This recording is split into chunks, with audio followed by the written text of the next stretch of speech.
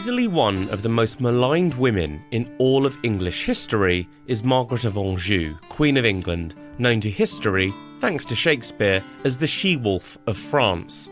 She was a formidable, courageous and impressive force of nature who, via her marriage to possibly England's most inept king, Henry VI, became a central figure in what we would now call the Wars of the Roses.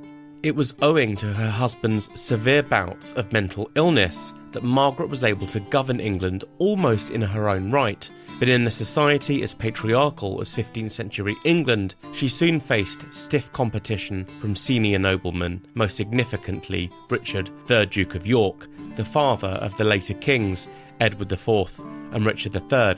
But who was Margaret of Anjou?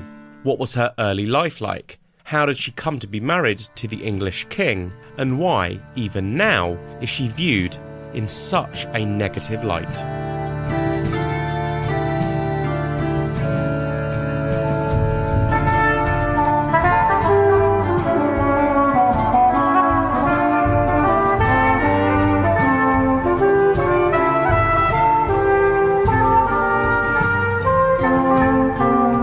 Welcome back to the Tudor Chess Podcast, episode 27, Margaret of Anjou, the she-wolf of France.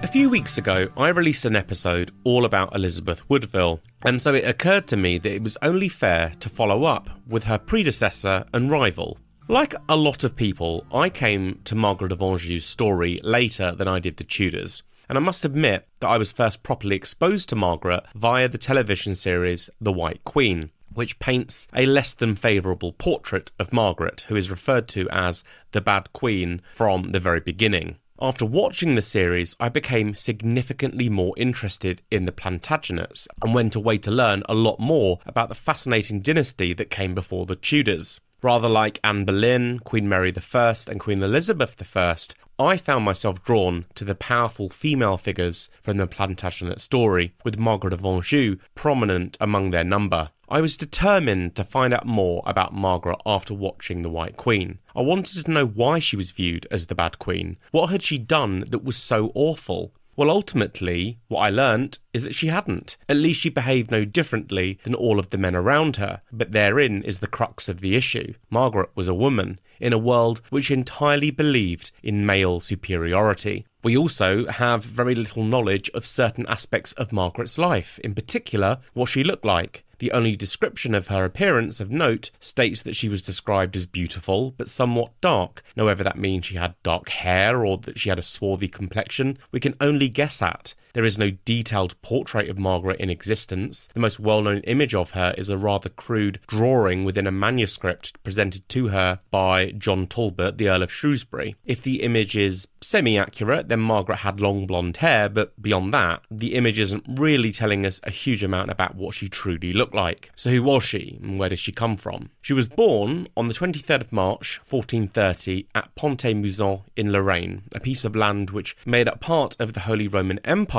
but operated with semi-independence. Her father, René, ruled a cadet branch of the French kings, known as the House of Valois-Anjou, which gave her father the title of the King of Naples.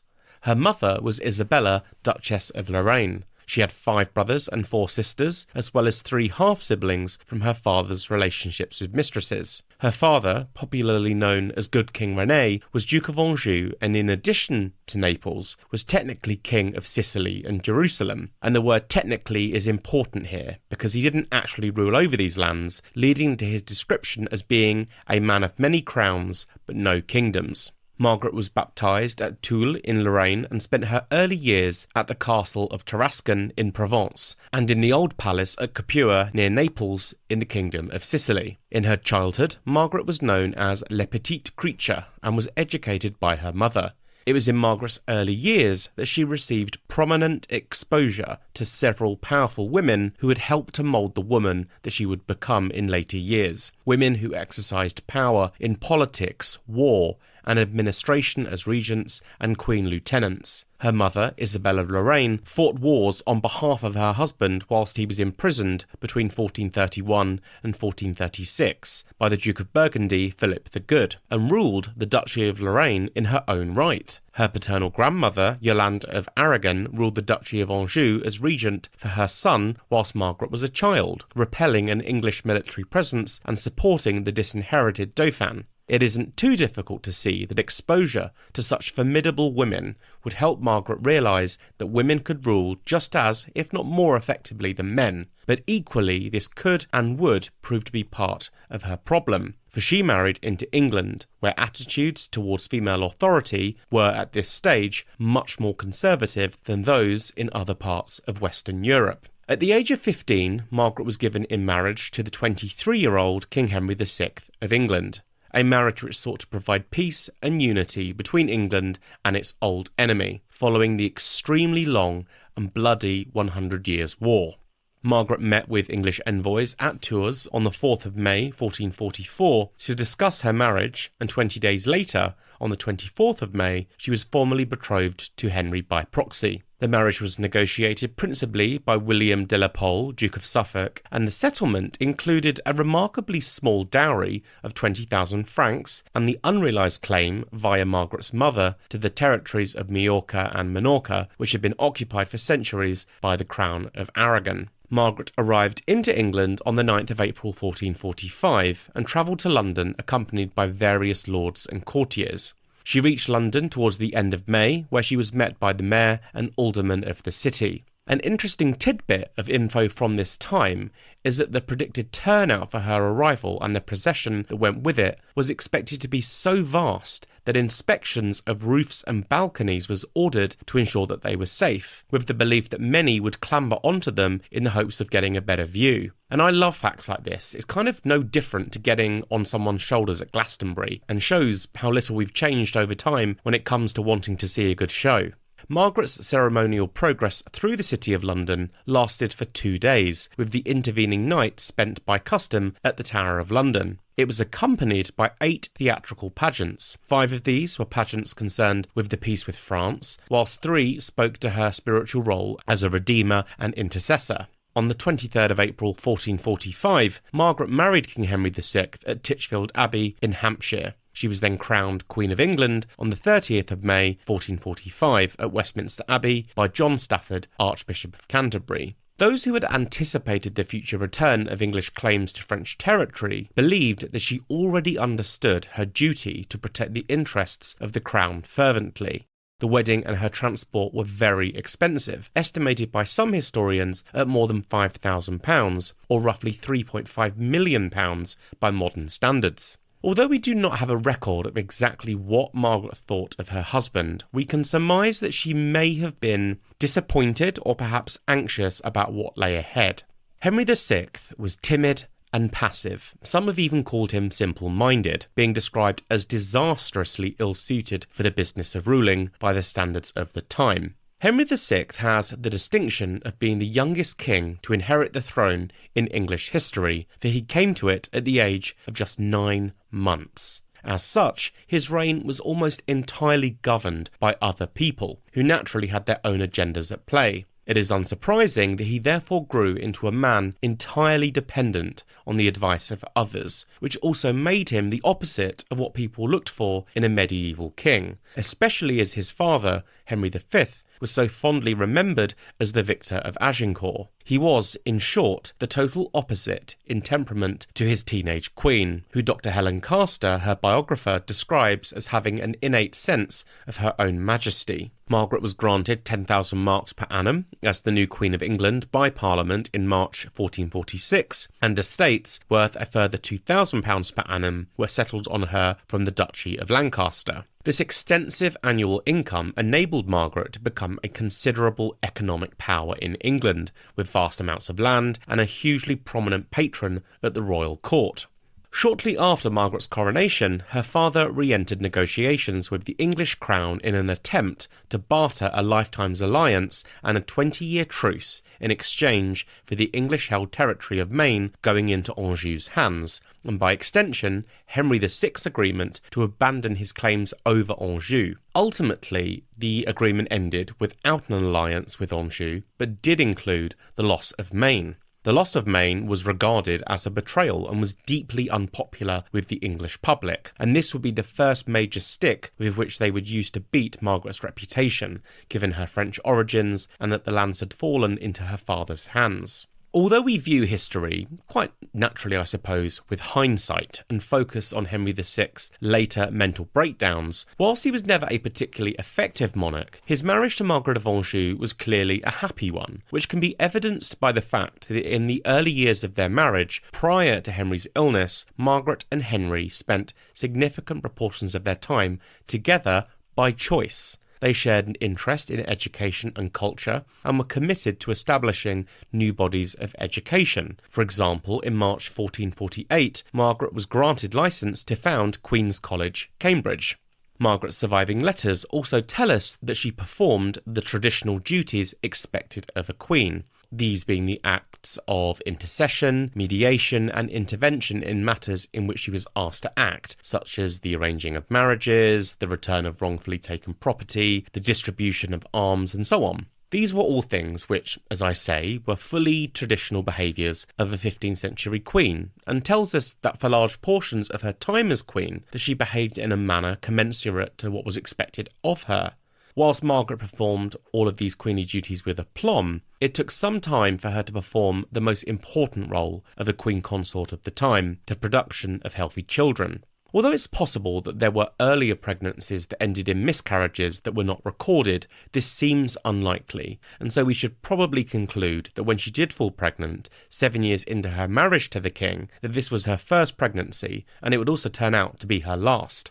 As I have noted, her husband was not considered to be a good king. He was weak, he was prone to severe bouts of mental illness, and he was highly emotional. It was known that he would cry, for example, when people swore in his presence, and he became deeply embarrassed by any type of bawdy joke or story. Without wanting to label Henry VI from a distance of over 500 years, it seems logical to me that he was, to use modern parlance, frigid, and that the length of time it took for the Queen to fall pregnant was not by her inability to fall pregnant, but by her husband's own personality. When she did finally give birth to a son, Edward, it had taken so long for her to fall pregnant that it had given credence to theories that the child was not the king's, but instead either the Duke of Somerset's or even a changeling snatched from a willing family. At one point, the gossip rose to such a level that Margaret found it necessary to send a formal letter to the City of London declaring that her son was rightfully born by descent of the blood royal. Margaret would have further major stress throughout her pregnancy when disaster struck just 2 months before giving birth, when her husband suffered a complete mental breakdown. This was started when news reached England that much of the French territories owned by the English crown had been lost. Most significantly was Gascony, which had been held by the English crown for over 300 years. Following its loss, the king entered into a catatonic state for over 18 months, being completely unable to do anything for himself. Margaret gave birth to their child in October 1453, and shortly after she presented their baby son to the king, but it did nothing to alter his vegetative state. During the king's infirmity, a protector of the realm had to be named to ensure the governance of the kingdom would continue. By virtue of the position in which she found herself, Margaret stepped forward and was forced into the centre of the political arena. She put forward a bid that she herself should be regent, and with hindsight, it's very easy to see why Margaret considered herself to be the right choice. She had succeeded in giving birth to a son, and as I discussed earlier, had seen throughout her childhood several occasions of strong and powerful women stepping up in moments of crisis. But this bid for the protectorship is what ultimately put her on a collision course with the powerful and misogynistic men of her husband's court. We should therefore tread carefully when accepting the belief that she was a cold and ruthless she-wolf who sought power and political advantage for both herself and her court faction, but instead consider that she was behaving in a way that felt entirely natural to her and ultimately made sense. However, that mindset is easy for us now, but is undoubtedly applying a modern view onto a situation that was seen very differently in the 15th century. She may have been queen and she may have had lots of experience in seeing women step up, but that would not overhaul the entire conventions of the time in England, and is what led to Margaret becoming increasingly unpopular with the English nobility. Her bid for the regency failed, and instead this honour was given to Richard, 3rd Duke of York, who was second in line to the throne after the infant prince was a natural, albeit dangerous, choice. Although disappointed by her lack of appointment to the protectorship, Margaret did not stew and instead retired to live in lavish state at Greenwich Palace, where she busily occupied herself with the care of her young son. It was only when she felt that the Duke of York was exceeding his powers as Lord Protector, and that this could have implications for her son's future, that she re-entered the fray. It is reasonable to assume that Margaret would have viewed the Duke of York as a very serious threat to her son's position, but prior to that there does not appear to have been a long-standing feud between the two. Things did of course change after York's appointment, in large part owing to York imprisoning his long-term enemy and Margaret's ally, Edmund Beaufort, Duke of Somerset, in the Tower of London. Things all changed, however, when, on Christmas Day, 1455, the king suddenly awoke from his catatonia and returned to his senses, such as they were.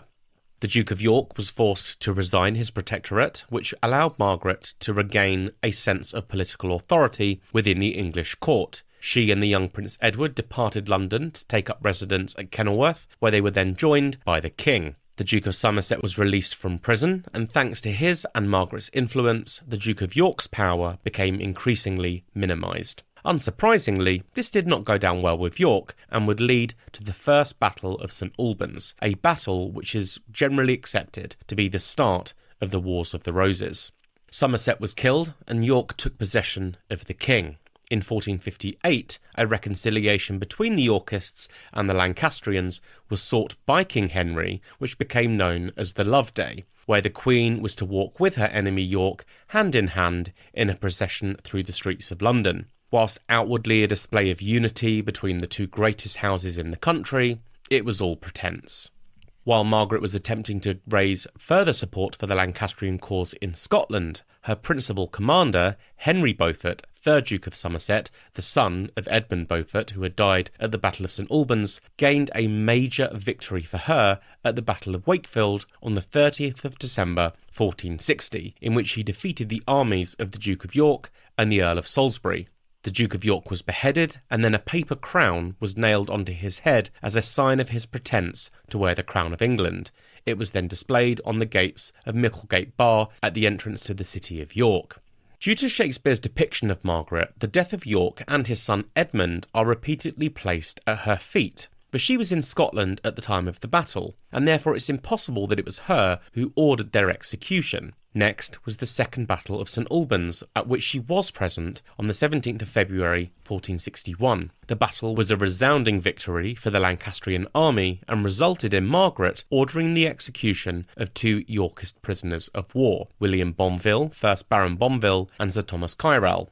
That she chose to execute these two men is definitely one of her more shocking acts, and has also been seen as proof of her son's innate cruelty. Both men had kept watch over King Henry whilst he was a prisoner to the Earl of Warwick, with their duty to keep him very much out of harm's way. Accordingly, when the king was liberated, he had promised the two knights immunity, which Margaret chose to ignore. It is believed that during their trial, she turned to Prince Edward and said, "Fair son, what death shall these knights die?" To which the young prince replied that their heads should be cut off, despite the king's pleas for mercy. That Margaret would so wantonly ignore the pleas of the king tells us much about how their relationship was now operating, and that it was Margaret who was ultimately calling the shots. The Lancastrian victory over Yorkist rule was to be short-lived, for within weeks of the Duke of York's execution, a more dangerous enemy soon emerged, his eldest son, Edward, Earl of March. At 18, Tall, strapping, and famously handsome, he was built in the mould of exactly what England looked for in its kings. He was addicted to women, he was gregarious, jovial, strategic, and ruthless. He was, in short, the antithesis of Henry VI. Leading a considerable army, backed by his cousin the Earl of Warwick, Edward delivered a crushing defeat over the royal forces at the Battle of Towton on the 29th of March 1461. Henry VI was deposed, with Edward proclaiming himself King Edward IV. Margaret was determined to win back her son's inheritance and fled with him into Wales and later into Scotland. In 1462, Margaret and her son departed for France, which, given her close ties to the French royal family, was a natural place for her to turn when she needed aid. A meeting with the French king, Louis XI, went well, in which Margaret promised to hand Calais over to French control in exchange for a large loan of 20,000 francs. It was at the French king's instigation that Margaret was convinced into an unlikely alliance with none other than Richard Neville, Earl of Warwick, the very man who had helped place Edward IV on the throne, but had since fallen out with his former friend as a result of Edward's marriage to Elizabeth Woodville, and was now seeking revenge for the loss of his political influence. At their meeting, she agreed to a suggestive marriage alliance between her one and only child, Edward of Lancaster, to Warwick's younger daughter, Anne. Margaret of Anjou accepted this, I believe, as purely a means to an end, namely the removal of King Edward IV from her husband's throne, which would then in turn go to her son in time. She was open in her dislike and distrust of Warwick, and upon meeting him to discuss the negotiations, made him remain on his knees for 20 minutes before allowing him to so much as speak. She was, however, ultimately backed into a corner and knew without the support of Warwick that there was little hope of her and her son ever returning safely to England. The marriage went ahead and also achieved its key ambition. King Edward IV fled the country, opening up the throne for the return of its predecessor, Henry VI. Margaret had insisted that Warwick return to England to prove himself before she followed. He did so, restoring Henry VI briefly to the throne on the 3rd of October 1470. Safe in the knowledge that her husband was restored to the throne, she set sail for England, but by the time that Margaret, her son, and her daughter-in-law Anne were ready to follow Warwick back to England, the tables had already turned once again in favour of the Yorkists, with the Earl of Warwick defeated and killed by the returning Edward IV in the Battle of Barnet on the 14th of April 1471. Margaret was forced to lead her own army at the Battle of Tewkesbury on the 4th of May 1471, at which the Lancastrian forces were defeated and her 17-year-old son, Edward of Westminster, was killed. It had been his first and last experience of battle.